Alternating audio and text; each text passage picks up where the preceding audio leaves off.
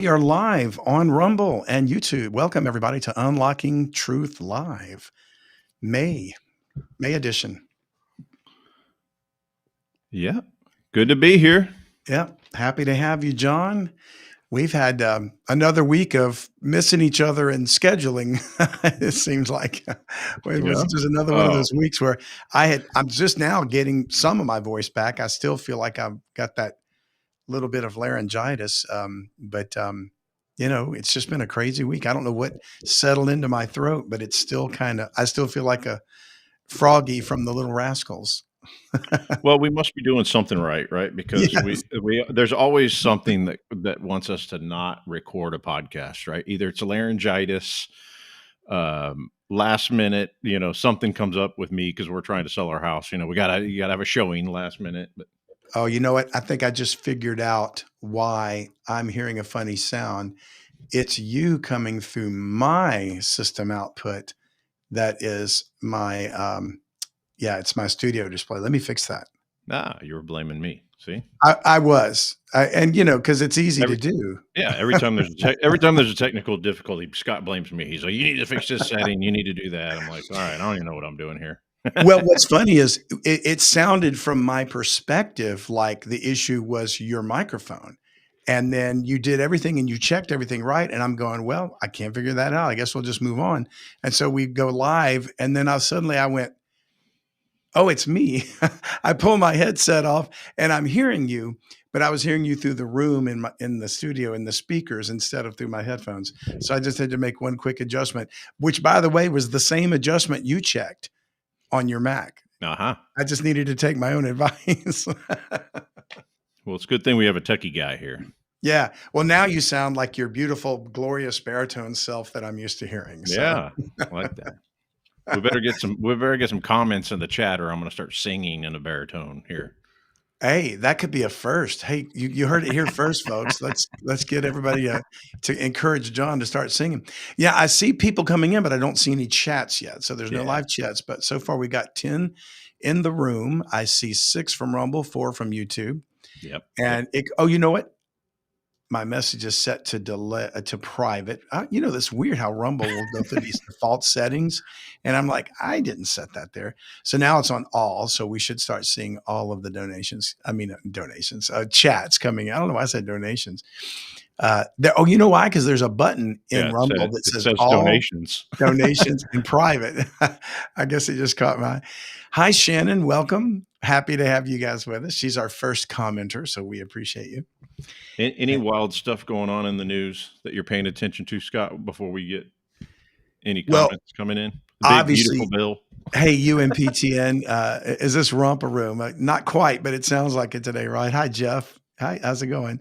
Obviously, the thing that is the most shocking right now was the death of these 2 young people in Washington Oh, that's horrible. from Yeah. the Israeli embassy, and it's just awful to think that anybody would take anyone's life. But 2 young people. As it turns out, I think it could be both. But I did read confirmation that the young man, Uran or Yulan or Yuvan, I can't remember how to pronounce his name, but he was actually a Messianic Jew. So he was a Christian. Okay. And then, so the young woman may have been as well. And I think her name was Sarah. But either way, it doesn't matter. There are 2 young people that were murdered senselessly, and we want to lift them up in prayer and their families. Hi, Bob Goldcat. We appreciate you. And there's Sandy. She's there. Jeff 6016. Are you the Jeff that we all know and love from Seguin, or are you a different Jeff?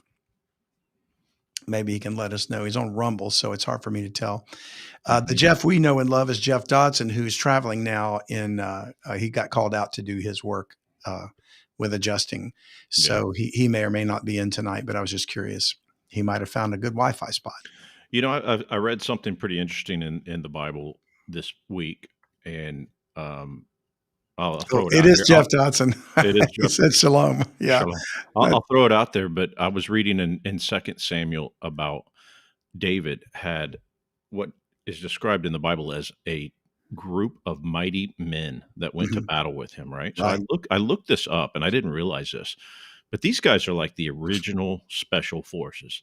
Yes. When you look them up, it's like I think there was 30 of them in all, and they fought in groups of 10. So there was like 3 regiments of 10 guys. Yeah. These guys historically, like each guy kills like 800 people in a battle. I mean, these Right. guys are just absolute monsters going They're into like battle. Green Berets Yeah, or I mean, recons. these are the Navy SEAL, the Yeah. first Navy SEALs, but these guys are the baddest dudes alive. And the reason I started researching that is because I saw mighty men, and a lot of times when you read the phrase mighty men, you think of Nephilim, right? Mhm. And I thought, man, did David have Nephilim in his army? Is that what this is saying? But it's actually that these guys are just complete awesome warriors, man. Yeah. These are the original special forces They were that the are in the elites. Bible. I thought it was Absolutely. really cool. I sent it out to my brother, both of my brothers, my brother-in-law, and a good friend. And I sent it to them, and because we all have sons that are all like that 17, 18, 19, and these guys are super impressed with like Navy SEALs and stuff like that. And I'm like, if you ever want to like connect with your son about cool stuff in the Bible, send them this, right? Yeah. That is like the original Navy SEALs that were in David, the I army of Israel. So I thought that was pretty cool. I love it. I love it. Hey, Laura. Laura's with us too. Laura's Jeff's wife, and she also lives in Seguin. And you know what that reminds me of, John, when you just brought that up about David's mighty men. Do you recall our interview with Ali Siadatan, Yeah, who it's originally been a from while. Persia, and he is a martial arts expert. Oh, that's And right. what drew him to that was the very thing you're talking about, that David had these mighty men and they were warriors for the Lord. And so that's kind of what prompted him to study martial arts, not from the standpoint of Eastern mysticism, but from the standpoint of the Hebrew scriptures. Yeah, we should get in touch with him and have him back on. It's been Yeah. a year and a half. I can't Yeah. remember. It's been a while. A lot has happened. He had some really cool stories Yeah. about how he saw a UFO come out of the ground, I think. I'm trying to remember his story, but I think a UFO came out of the ground. If not, one came down. He It came saw it. down and went into the ground, was like Oh, that's right. absorbed in like a tunnel or something, a Yeah, funnel that came up off the ground. Yeah. he said like a tube came up out of the That's right. ground and then it went down into the earth. I was like, "Whoa, that is just a crazy, story that he had of what he saw." But yeah, he was a pretty cool guy to have on. Yes, he was. And you're right. We should have him back on. I'll reach out to him again. I am excited that we're going to have a coming up on. I don't know when it's going to air, but we're going to record June the 2nd. I was introduced to a man named Rodney Smith who does the Millennial Mustard Seed podcast. Okay. And they've been doing this about 2 years longer than we have, John. So same kind of program, same kind of content, you know, Bible focused, unusual mysteries and things like that.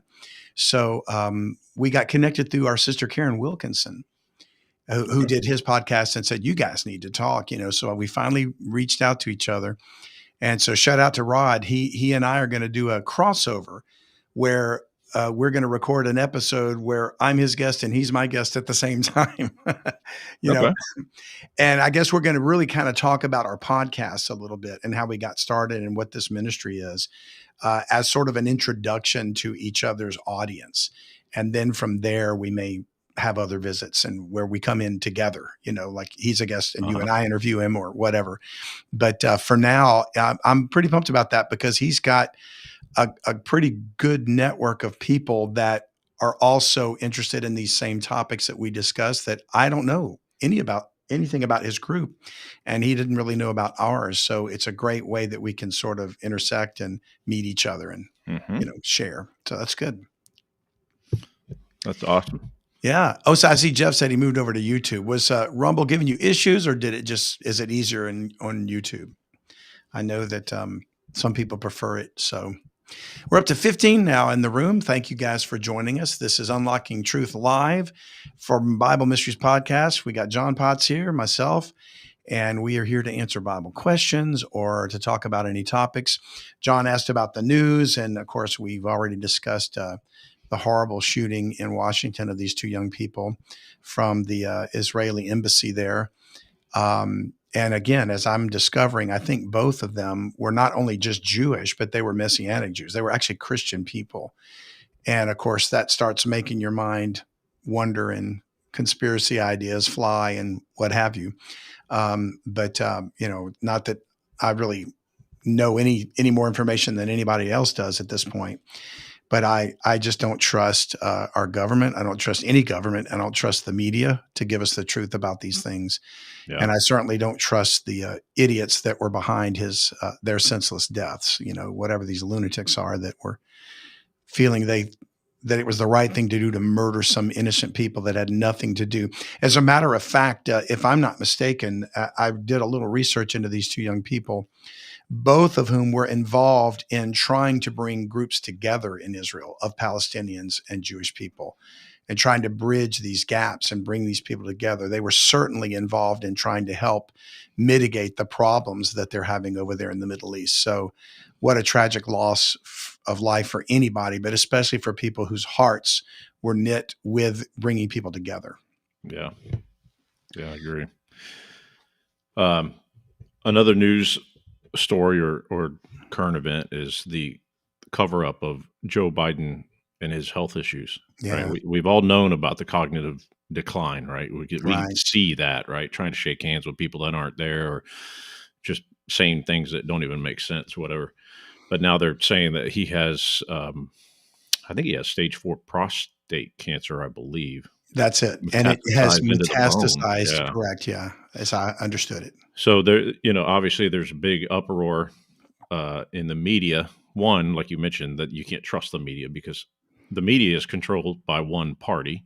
Mhm. At least the vast majority of it is controlled by one party, and Right. the media has been covering this up for the longest time. But then the bigger question is, who has really been behind Excuse the scenes, the president, and who's been the person that's using the auto pen to make all of these policy, executive orders and things like that. It's just, I don't know if anything will ever come out of it because, I was listening to a little bit of talk radio today while I was driving and they were talking about this and it's, with Sean Hannity and he was just all up in arms about, this, that, and the other. And the first thing that comes to my mind is I'm like, no one is ever going to get held accountable for any of this, Yeah. right? Just like Epstein's Island, just like everything, right? It's so corrupt, but I agree, and you're right, John. To me, the while it's sorry to hear that anybody has cancer, and we mhm, don't wish that upon anyone, that the real story is not that his mental decline or his health or whatever, was impeding his ability to lead. It's the fact that he wasn't. He was not in charge. He was not making decisions. So who was? And that I'd like to say that's going to get investigated. They're making saber rattling as though they're going to investigate it. yeah, But I'm with you. We've been told this so many times. They need to be held accountable, and they never are. So I've given up believing there's going to be accountability. And it always comes back to the same thing we say all the time, John, that really there is not a political solution to this. yeah, This is a satanically run group of people, whoever is behind it. I don't mean the current president or this or that. I'm just talking about um, there are unseen forces. There yeah, is an unseen hand behind the ones we elect or behind the ones we see in power. And that's where the true power lies.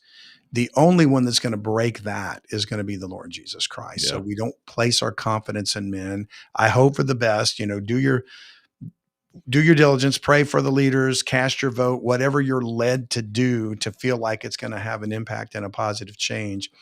But count on the Lord and Him alone to redeem us and to save us, because that's really the only way any of this is going to get fixed, in my opinion. I think you're probably right there. Yeah. Yeah, Yeah.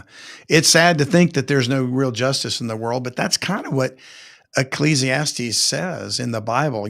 Here was the wisest man that ever lived, Solomon, going about to discover the truth of everything he could find. And he says it's all vanity. it's all vanity. Yeah, It's he all says it. vanity. How many Mhm. times does he say that in the book of Oh, at Ecclesiastes? least a dozen in the letter. Uh-huh. And when he summarizes the whole thing, he says there's only one duty that we should fear God and keep his commandments. And in this life, it's the gift of God that we should eat, drink, and enjoy the fruits of our labor, you know, Mhm. and that's as much as we should expect and hope for. And you got to realize that not until America as an idea was founded, did anybody even conceive of the idea of having democratic representation in a vote? It was Hmm. always the divine right of kings or some form of parliamentary government or whatever that was in power until the idea of freedom, so to speak. I guess it started with the Magna Carta, if you want to go back further, but ultimately, it's this idea of democracy or the democratic vote that is a very new, very young idea. What's interesting is when you read the Bible and you look at prophetic end times, God is talking about kings and kingdoms, not Amen. democracy, not capitalism, not republicanism, not freedom or liberty of a vote or any such thing as that. The concept of a vote was nowhere in the New Testament or Old Testament for that matter. Yeah, I was on another note. Um, I was sending some text messages back and forth with my brothers last night because Elon Musk came out, and have you seen this robot that Tesla has built? I haven't studied up on it or read any actual articles about it, but I think I've seen images of him. He's dancing or something Oh like that. yeah, if you watch videos of this thing, I mean, he didn't even move like a robot. So that they came out with their first, may not have been their first, but they came out with their latest version a year or two ago, and it looked and walked like a robot. Right? Hmm. This thing looks like a stormtrooper, kind of like it's getting to that stage where it's all Oh my! covered like the white plastic. So they're just going to cover it up with fake skin soon, right? Right. This thing moves like a human being, right? And it's dancing around and doing all these moves, and it's moving natural. It doesn't look mechanical almost. Mm. So I'm sending this to my brothers, and I'm like, look at this thing. And Elon Musk there's a video of him saying that he wants to produce. I can't remember how many of it is, like 20,000 of these things for different stuff. And he's saying, oh yeah, and one person can control 10,000 of them. I'm misquoting him here. I need to go back and watch the video. But my brother texts me and goes, how long before they teach those things through one quick download? Every martial art where they are like the most awesome fighting machines out there. Oh, Plus, like the Matrix. yeah, plus they download them with the CIA's uh, cookbook of whatever it is that they tricks that they do, right, to unalive people. And then Mm. my brother was like, "Yeah, and they can have one AI probably control them all." And I thought, "Man, that sounds like the 200 million man army Mm. that could be controlled by an AI." I don't know, your brain starts going in crazy Yeah. directions, right? You're like, "Holy cow, is this prophetic?" Like, You're hoping that they're as bad a shot as the actual stormtroopers from Star Wars who those couldn't hit guys the couldn't side hit of a barn, anything. right? But sadly, it probably won't be. And yeah, it's interesting. We just discussed that not long ago, John, when we talked about the coming woes, which, by the way, is going to be Monday's episode, the coming woes. And we talked about those 200 million horsemen, and we talked about the creatures that come out of the bottomless pit, and what horrible things are coming on the earth with the woes that are going to be unleashed. And to me, they seem to be demonic entities rather than mechanical devices or AI controlled robotics. But Yeah, imagine if both are in play. yeah, You're getting hit from both sides. It wouldn't surprise me if these AI type army robots are also wreaking havoc. Yeah, Laura says I robot exactly like Robert A. Heinlein. So if I have the right author, I think I do. I may have the wrong author. Was it Arthur C. Clarke or was it Robert Heinlein that is wrote that a I, Robot? sci-fi book, I, Yeah, Robot? I've I, never Robot. read that. Mhm. Huh. Yeah. Anyway, yeah. So just imagine if we've got that capability now, and then you put that on top of or combine it with these entities that come up out of the Euphrates River and the bottomless pit. Uh, you don't want to be around for that. I don't plan to be. Yeah. Amen. And, in other news, John, there was another hearing about UAPs in Congress. Hmm. The I'm for drawing a blank. Luis Elizondo, that's the name I couldn't think of. He was sort of the one that kind of introduced all these speakers. Avi Loeb was one of them. And in fact, we're going to release another episode where I interview Karen Wilkinson in June. and we discuss a good bit. She had all kind of notes that she took about this meeting. And bottom line is, there's some amazing things that the scientists, the credible scientists, are coming on board, trying to say we need to ask these questions. It's no more a matter of, is there some sort of intelligent non-human life involved here? We know that there is. We Hmm. just got to get to the bottom of it. Now, you and I know through the scriptures what that is. But she also and I discussed that there's still the obfuscation. There's still the withholding of information or the failing to cooperate, which is telling me this goes far beyond a governmental cover up. It's deeper than even the president or the CIA or the FBI. This is some sort of a dark, deep state operation that supersedes every highest official in our country. So it's not based on any kind of representative democracy. Yeah. Very interesting. Well, the episode that was released this past Monday, Vicky Joy Anderson. Oh yes, amazing. I've my wife's got several friends that listen to the podcast. I should say that I do, but uh, anyways, my wife got some really good feedback from some people that were like, "That was the best podcast you guys have put out so far." And I would say we didn't really do anything. Vicky Oh, Joy got on and started talking. it's probably why it was so good, because I didn't speak that much. She just started talking, and when the podcast started off, I think you asked her a question, and then she talked for about 20, 25 minutes straight Yeah. without us even saying a word. And And there was nothing to say, like, there was nothing to add, and yeah, even though I had a list of questions that I'd given her in advance, she just covered everything in her own inimitable way that flowed so naturally from one topic to the next, with her own story, her own experience, yeah, whatever, and the wisdom God gave her. So, gosh, folks, if you haven't watched that one, you're missing a huge blessing. Vicky Joy was outstanding, and John and I were literally left like dumbfounded. We just we didn't have anything to add. We couldn't speak. yeah. And she's got a show on Rumble Mhm. that she does with another lady. Do you remember the name of that show? Yes, Okay, it's about parasites and demons, but I don't yeah, recall the name. It's going to be in the show notes, or yeah, it is in the show notes, hopefully, of the episode. I think she sent it to me, if I'm not mistaken. Sandy kind of handles that final stuff for me of uploading the information like show notes. So I'll double check it. But yeah, I think there was some kind of link to that, or we mentioned it in the show. yeah. And if I watched one of the episodes after we got done recording with her, and if you just go to Rumble and you search up Vicky Joy Anderson Yeah. demonic, look up parasites, because it's all about parasites and demonic activity and things like that. Mhm. It's going to bring that show up. But she has some really good episodes in there that are pretty cool to watch, and they're not real Mm. long. I think they're like half an hour each. And she is going to have my wife Jana on soon. Awesome. Jana's going to be recording an episode with her. I can't remember when they're going to do it, but it's not too far off. But yeah, that'll be pretty cool. Whenever Jana does the recording, I'll be sure to get on and plug Yeah, that let me know podcast. too. There's another friend of ours that she's going to reach out to, Lord willing, when she gets the time. And that's going to be two people that we know, your wife, Jana, and my friend, Dwayne, Hmm. that she may talk to as well. Dwayne, you'll recall, was on and we talked about fasting. But that's going to be fascinating. I had no idea she was even doing that. So it's really amazing. By the way, folks, if I still sound funny, I've got some kind of laryngitis thing that's been plaguing me for about 5 days now.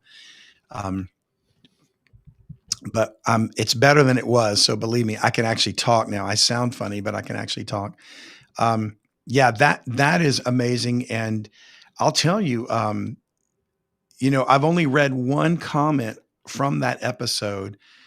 I didn't read the whole thing. I just kind of glanced at it. I haven't had time to go really analyze it, but it looks like it was from a doctor who was making a comment about whatever Vicky said about parasites. I think she discussed the difference between like bovine parasites Oh yeah, that's and right. Yeah. porcine parasites.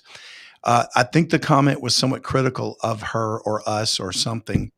and that it was coming from a medical person who was saying, we need to be careful about this or that and the other. Well, first of all, we're not a medical show and we're not giving medical advice. So there's no reason to be careful about anything. We're having a discussion and we're a show that's entertainment based. But that's that line. Anytime I hear somebody say, we need to be careful about saying this or that, that is code for I disagree with you and I'm right and you're wrong. And therefore, you need to listen to me and not you. So just keep that Yeah. in mind. When people make statements like that, they are revealing something about who they truly are. And I don't know this person. I'm not trying to be critical. I don't even know their name, but they claim to be a doctor that studied parasitology. Well, that may be true, but we were trying to tie things back to the spiritual battle and the word of God. We're not giving medical advice. And if that's what they took away from it, they either didn't really listen to the episode or they just watched maybe they were commenting on a clip or something. I'm not sure, which is not a fair assessment of any discussion. So, oh, demons and parasites. There it is. Thank you. I don't know how to pronounce that. It's Spiplinus. Um, I'm sure I'm saying that Demons and wrong. parasites. Yep. Yeah, but that's the link right there. Thank you for sharing that. That's anybody can go click on that and see Vicky Joy and her friend talking about these things. And if you see people making comments on her show that says we need to be careful about this or that, then you can just remember what I said. So,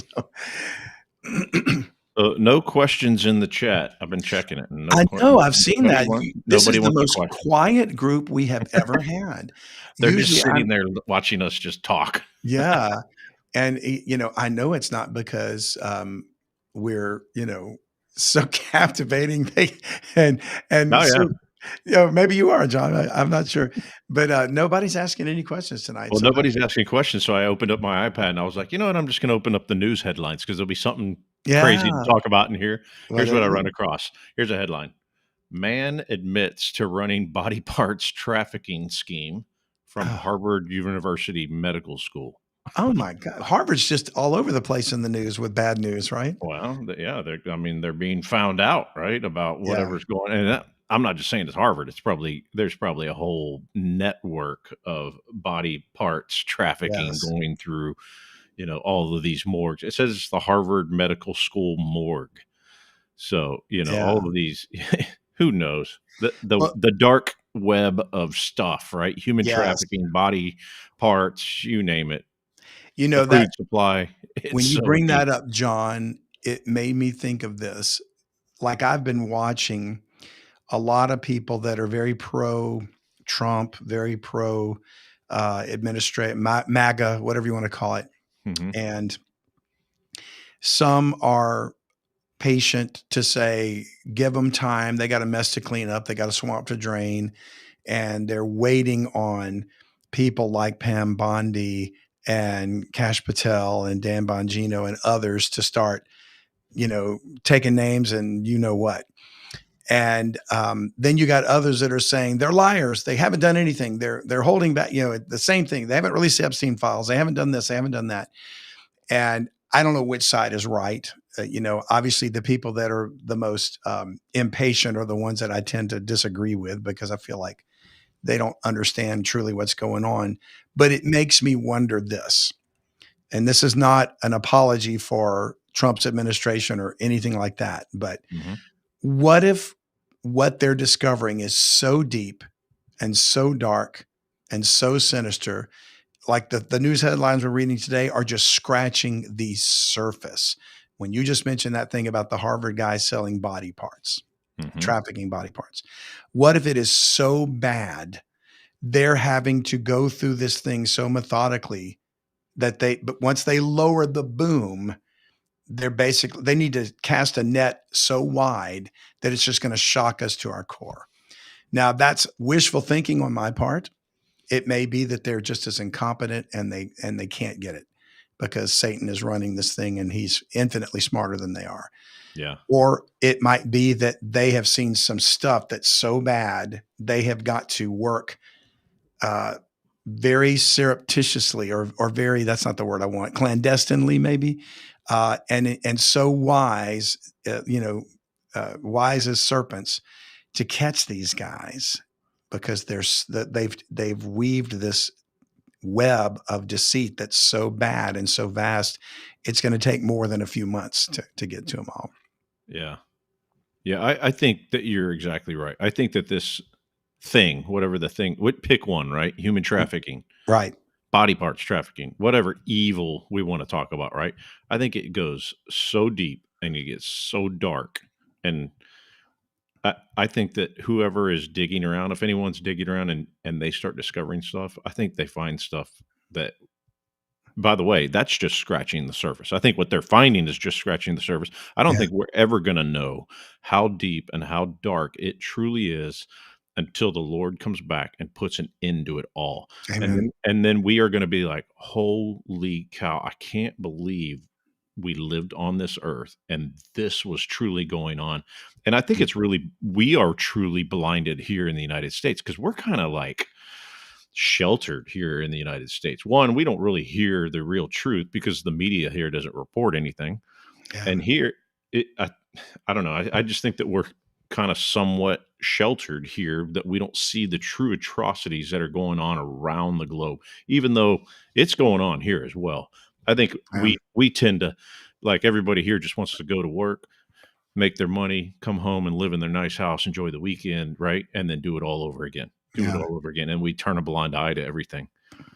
Other people around the world are living through these terrors. But anyways, I think you're right. I mean, this Epstein Island thing, I think that guy they present it to us like he's the mastermind of this all. I think he's just a fall guy. Oh, He's yeah. just one guy, Yeah. right? This thing is so many people involved, right? And then Yeah. they're like, oh, the list of people is like 300. It's probably 300,000, right? It's probably, who Oh, knows how big this list is and and who. how high up the food Yeah, chain these people go. You know, the yeah, ones behind it are probably some of the highest ranking billionaires yeah, that you don't, not like an Elon Musk that you can see in the news every day, but somebody who is way behind the scenes with several degrees of triangulation separating them from any companies they own for a liability perspective. So, I mean, they're almost never going to be found out until the Lord comes back. yeah. You know? Yeah, that's kind of my thought is I don't think we're ever gonna hear I don't think we're ever gonna hear the or find out truly what was going on. I think it's gonna blow our minds Yeah. one day, right? Hopefully, our minds will be much sharper in a glorified body by that time, right? That we're like, Amen. "Wow, this is amazing." But we're gonna find out things not only about human trafficking, sex trafficking, body parts, who knows, all these satanic ritual abuse. I think our food supply, we're gonna find all about. We're gonna find Oh, out yeah. about our air, chemicals they're spraying on us. I don't wanna be the guy that goes down every conspiracy rat hole out there, but I think it's a web of satanic activity that's going on in this world right now to destroy human beings. It really is. And so there's two passages of scripture that comes to my mind through all this that we're discussing, John. Paul said that it was a shame to even speak of those things which are done by them in secret. Yeah. And so I think he knew enough through the Spirit of God to know how bad men were. And it's been going on all this time, right? Hmm. And then God, of course, foreknew it. And that's probably why he wrote what he wrote in Isaiah 24, which is the entire chapter we've discussed more than once, is about his wrath being poured on the earth. But in verse 21, it says, and it shall come to pass in that day, in the day of God's vengeance, that the Lord shall punish the host of the high ones that are on high and the kings of the earth upon the earth. And so that's what's coming is you've got some high ones on high that are very likely the fallen angels, we wrestle not with flesh and blood, but against principalities, against powers, against the rulers of the darkness of this world, spiritual wickedness in high places, Ephesians 6:12. And that's who's behind this. It's not just, you're going to break into some place with a squad team and you're going to find a bunch of guys running a scam. Yeah. These are far higher ranking individuals than that. So, hey, welcome to Renee, who joined us. Laura asked, is the link for Vicky Joy's show, Demons and Parasites, only on Rumble? I believe it is I think it only is. in Yeah. Rumble. And then Jeff said, most people wait to hear what's next instead of digging to study and find out things for themselves. That is absolutely true because studying is too much work, he says. Why study when you can hear what everyone says? And that whole idea of groupthink is why the vast majority of the population is uninformed. They believe the news, they believe their peers, they believe whatever social media is telling them, and they don't even know that social media is literally designed to split us, to divide us into two camps. Because people that are right wing are going to believe the right stuff, and people that are left wing are going to believe the left leaning stuff. And each one is being convinced by the overlords that the other side is evil. Mm-hmm. And he's right. Churches are uninformed too. They're burying their head in the sand in churches today about the spiritual battle that we face and ignoring these things too. They're more about entertainment. Not all churches, of course. We know there's Yeah. some good churches out there. There's some solid Bible preachers and teachers and churches out there. But there's a lot of them that are all about experiential feelings and living your best life now. And no one's talking about standing for the truth and suffering for the cause of Christ and seeking his glory, not our wealth or well-being. So, but Yeah. it's not popular. Yeah. Jana and I go to a church called Austin Ridge Bible Church. And I've been extremely impressed with this church and with the main head pastor, and then as well as the other pastors that are at the church, and what they stand on and the things that they bring up. Um, Praise God. yeah, I mean, it's amazing to me because this is a big church too. It would be what you call a mega church. Like they have multiple campuses, and usually when you get into that, I don't want to say all right. I'm being very judgmental when I say that, but when you get into that big format, it becomes a rock show and a feel good thing, and they show Yeah, a movie, and then somebody gives a too often. motivational speech, and it's just like, what are we seeing here? But man, they get up there. Yeah, I'm just going to give one example. The main pastor, the head pastor there, he stood up there one time and he said, "Spiritual warfare is real." He said this, and I was like, wow, I've never heard anybody say that in a church before, or like a big church. Obviously, somebody like Mhm.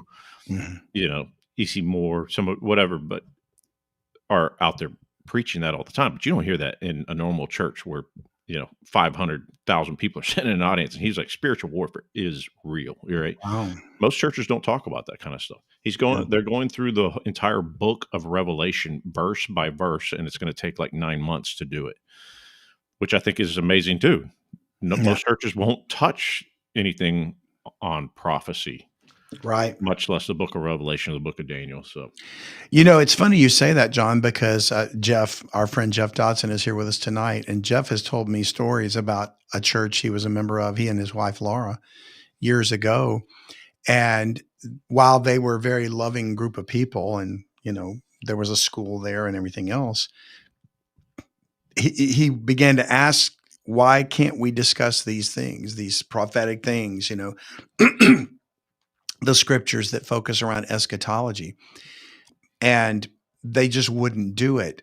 And he told me that it got to the point where they would refer to him almost derisively as Mr. Eschatology, as if that's a bad thing or a yeah, negative thing, which yeah, it's like, wait a minute, why would you not want to discuss this? So many churches want to avoid the topic because they're afraid of offending congregants who would otherwise donate or support them financially. yeah. I get that business model, although I don't understand why anybody would not be interested in it. Why would that offend somebody? Man, maybe that's just I don't understand because I am interested in it, right? To Yeah. me, I'm like, oh, you're going to talk about eschatology, man. I'm going to make sure I'm there for those next several weeks that we're going over that. Some people don't want to know. Right? Is it too much? It's not bad news, though. It's not bad news, right? It's like, the world's going to end. Yeah. We're all going to die. No, this is great news that this Yeah. satanic system is going to end one day, and you can actually be on the right side of things, and then come back for when this whole thing gets fixed. Yeah. That's great news, right? It Why is wouldn't great we want to news. study that? I think the reason they don't want to study it is because they don't want to have to take a stand on the controversial subjects: Yeah, rapture, pre-trib, post-trib, second coming, or, is it all symbolic? I mean, there's so many areas that churches fear to take a stand on, because they know if they built their structure on being inclusive of every, position, Yeah. so that they can broaden their base to have as many donors as possible, then if you take a stand on one of those touchy subjects, you're going to lose 50% of your donors. Hmm. And they don't want to lose that. So they're more about, unfortunately, money becomes the real object, and not the sincere truth, not the word of God. Now, I'm saying that in general. I'm not picking out a particular church or anything like that, but I just know that generally speaking, money kind of talks with a Yeah. lot of these groups. Hey, Tina and Liza, thank you for joining us. I know some are coming in a little bit later on, but we're happy you're here. You see Sandy's question that she put up on the chat? Oh, no, let me read it. Here's a question from an email. So my question is, can the deceased observe from heaven? What are we doing on earth? What we are doing on earth. Oh, yeah, that's right. That's one I'm going to put in one of my mystery mailbags too, Sandy. Thanks for reminding me.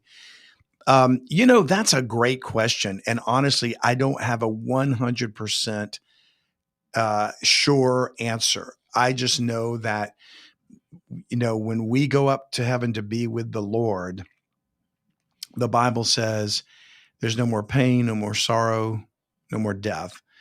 And he's going to wipe away all tears from our eyes. Now, you could say, well, that's only going to pertain to the new heaven and the new earth, but I can't Yeah. imagine there not being joy in heaven with God's glory on his throne and that kind of thing. Um, now, that being said, I use that to preface, if we could look down and see the pain and suffering of people that we love, wouldn't that make us unhappy? Wouldn't that make Yeah. us um, possibly, sad? And if there's not going to be any sorrow, that would seem to counteract that scripture. However, we might be in that body that looks at things in a completely different way, and we don't see life anymore through the limitations of our finite existence. We see it from God's perspective. And therefore, maybe we can see things, even a tragedy, and not be impacted by it in a negative way or a sad way.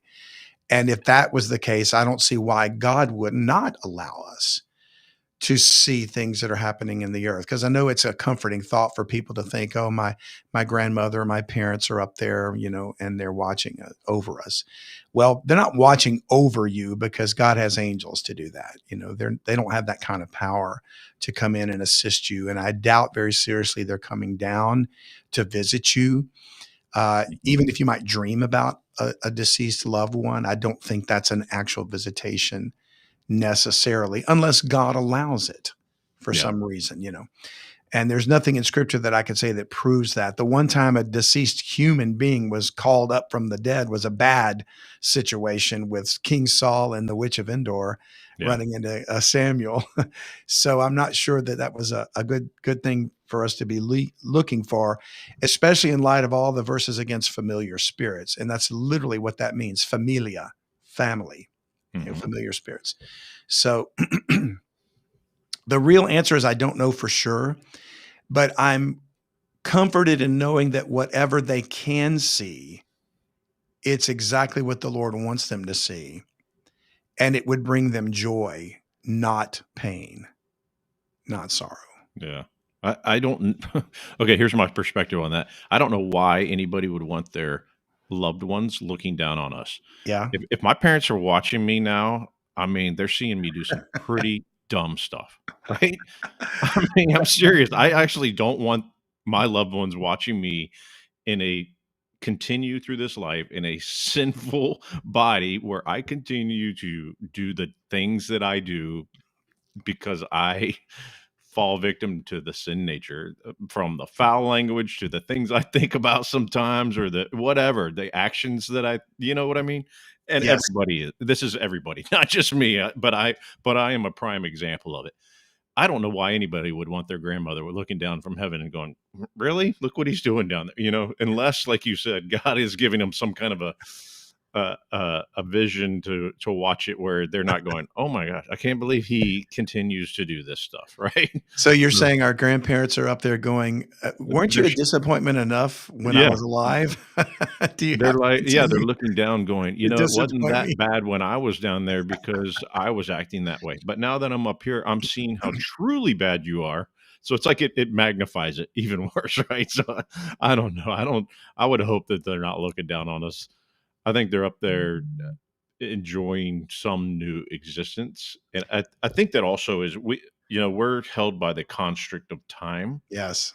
I'm wondering if when you die, you go to heaven, like, it's not like you sit around for 40 years and wait for your kids to show up, right? I think that they may potentially show up like instantly because they're not, I don't know how to describe that. That's outside of my brain being Well, able to think. actually, Jeff just posted something that lines with what you're trying to say, John. He said, "We try to understand scripture through our lens inside time and space. Yeah. We will understand everything much better when we live outside of time and Yeah. space." That's That's a exactly what I'm thinking. yeah, Yeah. that's a good point. Um, there's an old song. It's a bluegrass song that I know it as. It could have been written in a different format, but the line in it is about a husband that it's an elderly couple, and he is telling his wife, I'm going to be the first one to go. Uh-huh. Basically, the time is coming soon when I'm going to be leaving this world, and I'm going to go ahead of you. And it's much more poignant and lovingly displayed than I'm doing it credit for. But the lyric is saying, "When I go, don't be sad, because when it's your time to join me, I'm going to be the first one that you see." Now, that may or not be scripturally true, because they may see the Lord Jesus before anybody else. Yeah. But the chorus says, "I'll be waiting on the far side banks of Jordan. I'll be waiting, drawing pictures in the sand. And when I see you coming, I will rise up with a shout and come running through the shallow waters, reaching for your hand." And it's just a beautiful picture of a loving couple that, after all they've been through, he says, I'm going to be there waiting for you. Hmm. And so to me, it doesn't, in that song, even though it's just a song, but it's a beautiful song, it's not implying anything about he's going to be looking and watching you until you die. I'll just be waiting. Yeah. I'm going to just be drawing pictures in the sand. And when you finally come, I'll rise up to see you when you get here. Not, so it's kind of back to what you were saying. I don't know if I want my relatives seeing me. They're going to see God and in his glory, and they're going to see paradise, but they'll be waiting for us, and they'll greet Yeah. us when we get there. That's an amazing reunion that I look forward to. There's some pretty interesting stuff out there. I think there's a show, I think it's called After Death or something like that, but it's about people that have near death experience, I guess is what you would call it, Yeah. or it's where you die, right? They die, they go to heaven, Yeah. or some of give them accounts of going to hell, and then they are actually come back to life. So they people that go to heaven have these accounts of like all of a sudden I had this incredible pain because I was in the hospital or whatever. I was in a car wreck. It was just Mhm. like this intense, severe pain. I was suffering. Then I died. Then I felt better than I've ever felt in my entire life. It's like all of a sudden they were like, I felt amazing. And then I saw all my relatives, like they'd go somewhere. A lot of them said it wasn't heaven. They said that they were outside of a city or something like that. What kind of a transition period, which is really interesting. But they Atlanta. Atlanta? Yeah. That's God's waiting room where everybody has to No. change planes.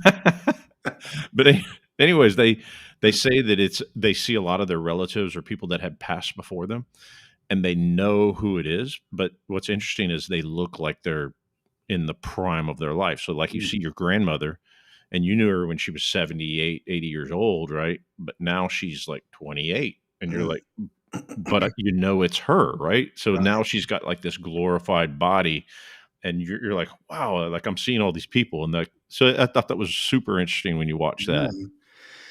That So is interesting. Yeah, that's another thing that we're going to have some guest on that can help us understand. Not necessarily like, for example, Karen has mhm, had a near death experience, or whatever you call that. It's not the right term, but she actually died on the operating room table, but mhm, came back.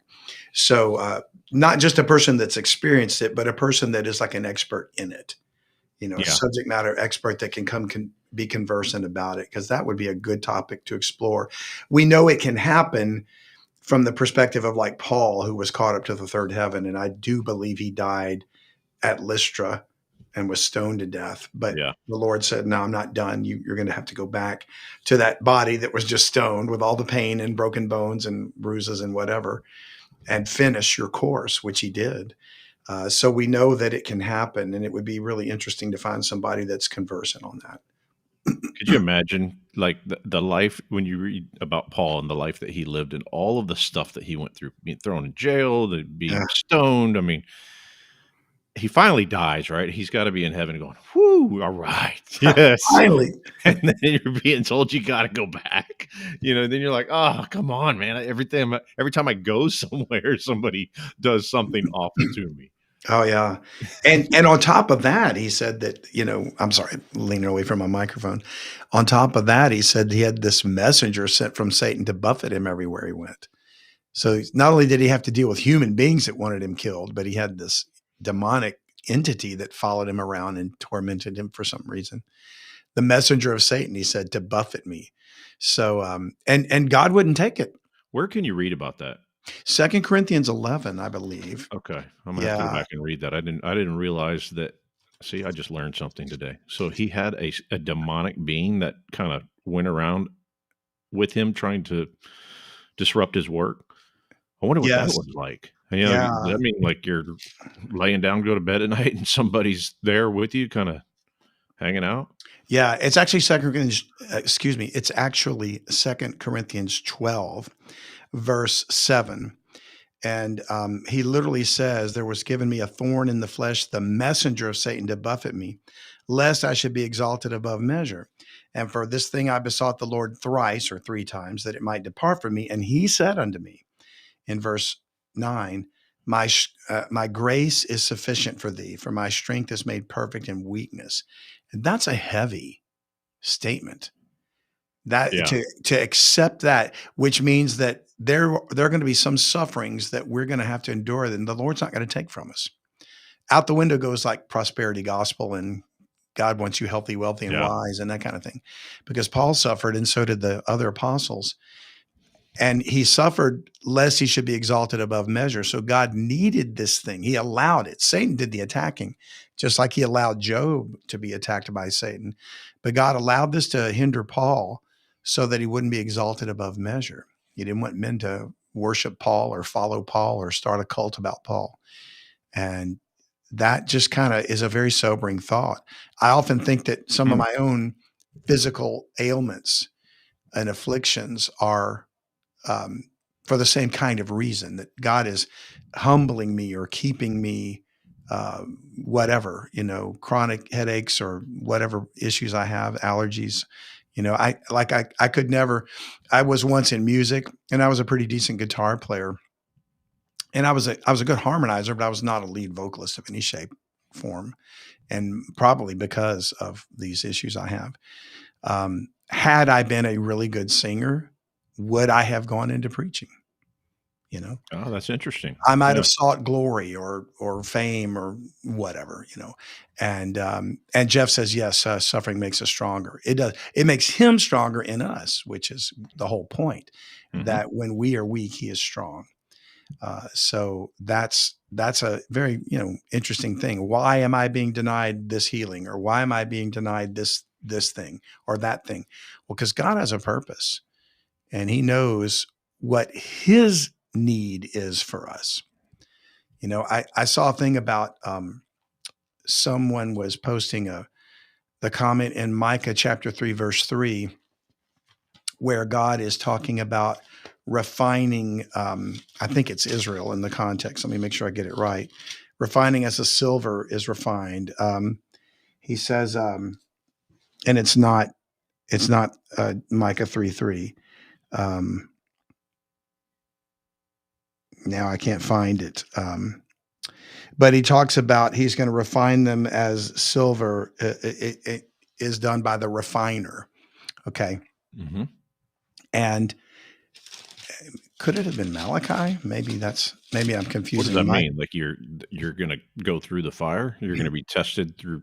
Well, that's what they were trying. It was like a Bible study group, and they were trying to figure out. It is Malachi 3:3, and it says, "And he shall sit as a refiner and purifier." There's the word of silver. And he shall purify the sons of Levi and purge them as gold and silver, that they may offer unto the Lord an offering in righteousness. Now, obviously, there's a context there for Israel, but in applying it to the saints, this group went, or one person from the group, I think it was a women's Bible study, and she went and asked, she found a silversmith and asked if she could come watch him work, and didn't tell him her reason. Just went to like she's just learning the craft or something. Anyway, the point was silver has to be held over the fire by the refiner, Mhm. and in order to burn away the impurities. Yeah. And they have to hold it there until just the right moment, because if they wait too long, it's going to burn it up or it'll ruin the silver. And if they release it too early, it's still got pure impurities in it, and it can't be used properly for the jewelry or whatever they're about to make. And so when she asked him, "Well, how do you know when it's done? How do you know when you reach the right point?" And the refiner said, "Oh, that's easy. When I can see my reflection in the silver." And then she kind of put the two together of that's how God works with us, you know. He will hold us through the fire until he can see himself in us, that we are reflecting his love, you know. I thought that was pretty Wow. telling, yeah. Oh, Hey, I think that's where I saw it, Laura. It might have been a reel on Instagram. so just a heads up, I got a pretty awesome storm going on. So if I cut out, if I disappear all of a sudden, that's why. But Well, it looks like we're coming to the end of the hour, anyways. But yeah, we are about to wrap it up, and we had some rain earlier today. I wonder if it came up from us and went to you, or is it coming I from you back down to us? I can hear. I'm in my upstairs studio room, and I can hear the house just boom, rumbling, and yeah, it's pretty. We got some pretty awesome storms going on. I love it. Yeah, well, But I appreciate you guys being here tonight. We were definitely a more quiet group tonight, which is perfectly they're fine, all but just listening to us talk. yeah, well, Hey, I one guy I wanted to mention that we may want to reach out to. I don't know if you've seen this guy out there. His name is Nathan Reynolds. mm, And I'm not trying to promote his book or anything like that, but he has a book out there called Snatched from the Flames. hmm, This guy endured all kinds of, and this goes back to what we were talking about earlier. We were talking about the satanic stuff and yeah, how deep it goes. And I was thinking about this, and then we started talking about other stuff. But this guy endured all kinds of like satanic ritual abuse, uh, mind splitting stuff, yeah. just crazy. If you listen to some of the podcasts that he's on that he talks about, and then he wrote about it all in his book. So he might be an interesting guy to talk about if we want to have a really dark episode, right? That talks about all of this stuff, right? Well, Like you had definitely the one lady. send me What's a that? link or something for that. I'll look into it. Yeah. Yeah, that's something we need to ex expose, the people out there to what's really going on, and that's a real thing.